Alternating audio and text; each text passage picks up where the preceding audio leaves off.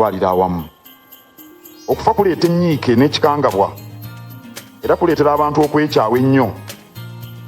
Y'ensonga lwaki tukubiriza abantu bonna okukuuma obuntu bulamu n'obukkakkamu embeera bw'ebeera enzibu ng'eno ey'okufiirwa.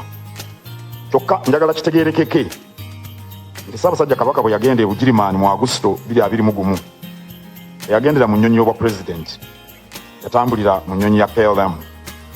Tusaba Katonda omwoyo gwa Jacob Oulanyah agulamuze ekisa, era tumusaba asibe ekimyu abaana be n'abooluganda lwe mu kaseera kano akazibu. Kale ekiwandiiko kino kankisome mu Luzungu kuba waliwo gundi ono wa NTV wensanze wali nga tuyingira ne mugaa nti ng'onyirira si TV ewe wavaayo eri abe NTV baliwo newe NTV wuno naawe onyirira tofaayo.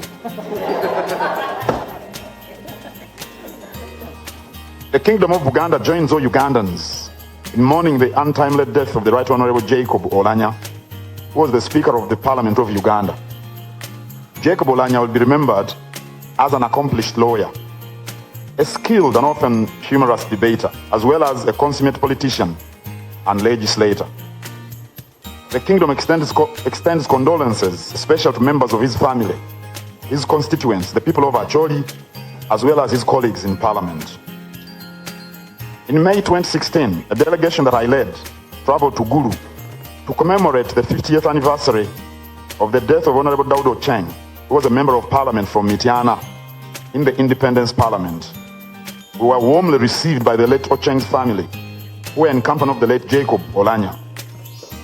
At the event, which was also attended by Ruot David Onen Achana II, all speakers, including the late speaker, spoke of the historic brotherly ties between the people of Acholi and the people of Buganda.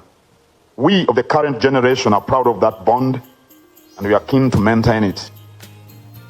It will be recalled that in his maiden speech as Speaker in May 2021, the Right Honourable Jacob Oulanyah urged his fellow legislators, and I quote, to put their faith in facts and sharpen arguments rather than